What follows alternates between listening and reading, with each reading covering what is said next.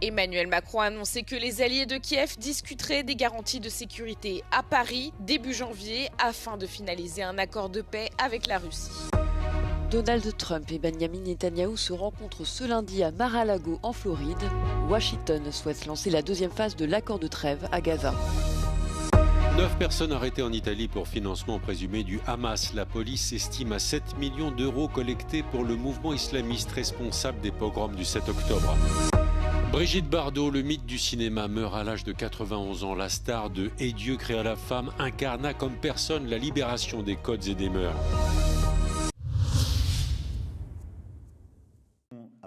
Le président français Emmanuel Macron a annoncé que les alliés de Kiev discuteraient également des garanties de sécurité à Paris début janvier. Cette réunion visera à mettre au point des garanties concrètes pour l'Ukraine dans le cadre d'un accord de paix avec la Russie. Emmanuel Macron a fait cette annonce après s'être entretenu avec le président ukrainien Volodymyr Zelensky, le président américain Donald Trump et d'autres dirigeants européens. La veille, Donald Trump et Volodymyr Zelensky ont fait état de progrès significatifs lors de leur réunion bilatérale en Floride pour discuter d'un plan de paix. Le président américain, qui a également eu un appel téléphonique de 2h30 avec Vladimir Poutine, a déclaré que l'Ukraine et la Russie étaient plus proches que jamais d'un accord de paix. Selon Volodymyr Zelensky, venu discuter du plan en 20 points de Donald Trump, la feuille de route vers un cessez-le-feu est prête à 90%. Alors que Kiev et l'Europe sont préoccupés par les garanties de sécurité, la Russie se concentre sur le terrain. Le porte-parole du Kremlin, Dmitry Peskov, a déclaré que l'Ukraine devrait retirer ses troupes des parties restantes du Donbass si elle veut la paix, ce qui implique de nouvelles pertes territoriales ou la poursuite des combats dans le cas contraire. Donald Trump et Benjamin Netanyahou se rencontrent ce lundi à Mar-a-Lago en Floride. Washington souhaite donner un nouvel élan à la trêve à Gaza, conclue en automne dernier. La première phase de cette initiative a permis la libération de dizaines d'otages en échange de milliers de prisonniers palestiniens. La deuxième, approuvée par le Conseil de sécurité des Nations Unies, porte sur le plan en 20 points de Donald Trump. Celui-ci prévoit le désarmement du Hamas, un retrait progressif de l'armée israélienne de Gaza, ainsi que la mise en place d'une autorité de transition supervisée par un conseil de paix dirigé par le président américain.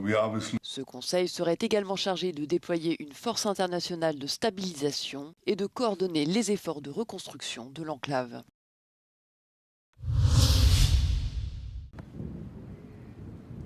Coup de filet dans les milieux islamistes italiens. La police a interpellé 9 personnes accusées d'avoir participé au financement du Hamas sous couvert de collecter des fonds à des fins humanitaires. La police italienne a par ailleurs lancé des mandats d'arrêt contre 2 suspects dans la même affaire de financement du groupe islamiste palestinien responsable des pogroms du 7 octobre. 3 associations sont également concernées par l'enquête.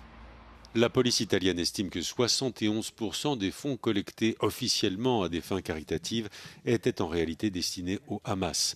Les suspects sont accusés d'avoir financé le Hamas pour un total de 7 millions d'euros. Selon la police, il s'agit d'un projet stratégique et le Hamas s'est doté de cellules œuvrant à l'étranger. L'enquête a débuté après les massacres du 7 octobre. La police italienne a coopéré avec les autorités néerlandaises et italiennes pour surveiller les flux financiers et intercepter les communications. Selon le ministre italien de l'Intérieur Matteo Piantedosi, l'un des suspects arrêtés est Mohamed Hanoun, le président de l'association palestinienne en Italie. Des avions de chasse et des navires de guerre chinois ont envahi les eaux entourant Taïwan depuis ce lundi, tandis que les troupes chinoises effectuaient des exercices simulant la prise de port. Pékin a ordonné ces exercices militaires après que l'île a conclu un important contrat d'achat d'armes avec les États-Unis. Cette décision a coïncidé avec une déclaration du Premier ministre japonais qui a affirmé que le Japon fournirait une assistance militaire à Taïwan en cas d'attaque chinoise. Pékin a non seulement testé l'état de préparation au combat de son armée de l'air et de sa marine, mais a également placé ses missiles à moyenne et longue portée en état d'alerte maximale sur terre. Les dirigeants taïwanais ont qualifié cette mesure de menace directe de guerre. 的安全稳定现状，更是对国际法与国际秩序的公然挑战。对于中国当局无视国际规范，以军事恫吓手段威胁周边国家，我国表达严厉的谴责。Le ministère taïwanais de la Défense a indiqué dans un message sur le réseau social X que des exercices de réponse rapide étaient en cours, les forces étant en état d'alerte maximale pour défendre l'île. Le scénario le plus probable cependant est qu'il s'agit d'une nouvelle démonstration de force et que personne n'attaquera l'autre. Le parti du Premier ministre sortant Albin Kurti a remporté les élections législatives ce dimanche au Kosovo, selon les résultats préliminaires officiels qui le créditent à 49,79% des suffrages, après le dépouillement des bulletins dans environ 95% des bureaux de vote. Les autres partis, le Parti démocratique du Kosovo et la Ligue démocratique du Kosovo, sont arrivés respectivement en deuxième et troisième position avec 21,18% et 13,77%.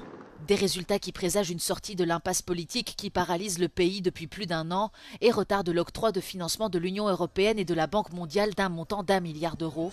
Des mois de négociations de coalitions infructueuses ont poussé la présidente Vjosa Osmani à dissoudre le Parlement en novembre et à convoquer des élections anticipées. And I look forward to cooperation with opposition regarding some international agreements that are pending and we need two-thirds majority for them.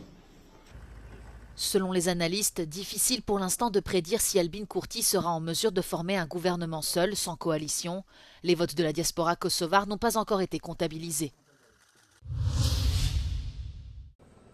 Les électeurs de la République centrafricaine élisent dimanche un nouveau président, ainsi que leurs législateurs fédéraux, leurs députés et leurs maires. Le président sortant Faustin Archange Touadéra est considéré comme susceptible d'être élu à la tête de l'État pour la 3e fois. En 2023, un référendum controversé a entériné son droit à effectuer des mandats supplémentaires. Touadéra est l'un des plus proches alliés de la Russie en Afrique et les analystes estiment qu'une victoire pour un 3e mandat consoliderait probablement les intérêts sécuritaires et économiques de la Russie dans le pays. Environ 2,4 millions d'électeurs sont inscrits pour les élections sans précédent de dimanche qui combinent les scrutins présidentiels, législatifs, régional et municipal. Dans cette élection, le président sortant fait entre autres face aux figures de l'opposition Anissé Georges Dologuélé et Henri-Marie Dondra. Les résultats provisoires sont attendus dans une semaine. Un second tour sera organisé si aucun candidat n'obtient plus de 50% des voix.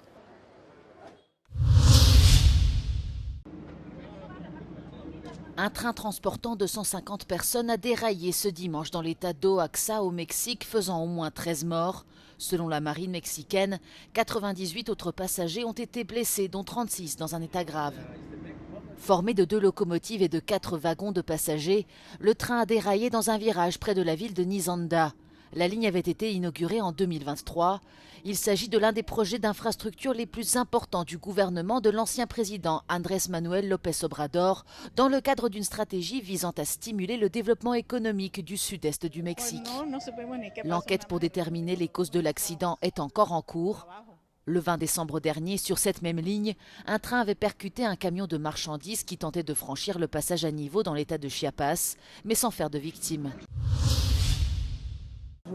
Elle était une star planétaire et l'icône féminine des années 60. Brigitte Bardot est morte à l'âge de 91 ans chez elle, à la Madrague, sa propriété de Saint-Tropez. Nous pleurons une légende du siècle, écrit Emmanuel Macron pour lui rendre hommage. Brigitte Bardot avait eu quelques rôles avant d'épouser Roger Vadim et elle devient une star dans son film « Et Dieu créa la femme ». Le film sort en 1956. Brigitte Bardot a alors 22 ans et elle entre dans la légende. C'est le mythe de la femme libre, l'incarnation de la libération des mœurs. Et bébé n'a besoin de personne, comme elle le chante en 1967. Bardot claque la porte du cinéma à 39 ans après une cinquantaine de films et se consacre alors à la défense des animaux. La liberté, c'est être soi, même quand ça dérange, écrit-elle dans son livre, alors qu'elle était critiquée pour sa proximité avec le Rassemblement national. Brigitte Bardot laisse derrière elle 2 scènes inoubliables du cinéma, son Mambo à Saint-Tropez dans le film de Vadim et son monologue nu en ouverture du Mépris en 1963.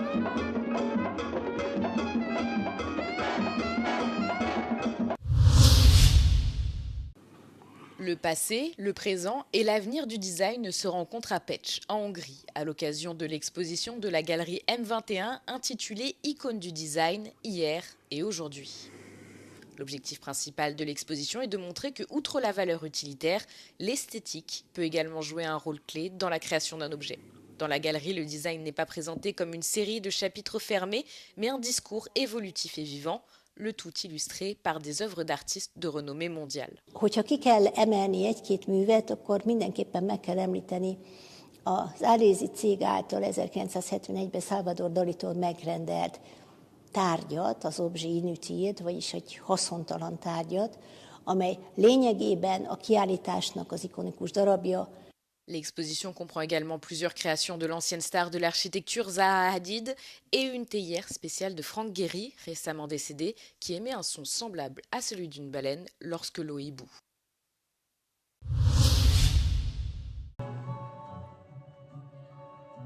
Chaque soir d'hiver, les Japonais viennent par milliers braver des températures glaciales pour admirer le festival des Lumières du parc Nabana-no-Sato.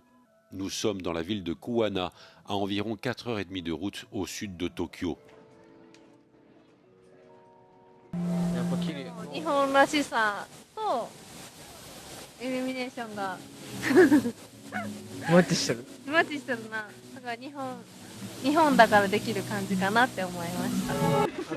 La visite permet aussi de profiter des sources d'eau chaude naturelles de la région.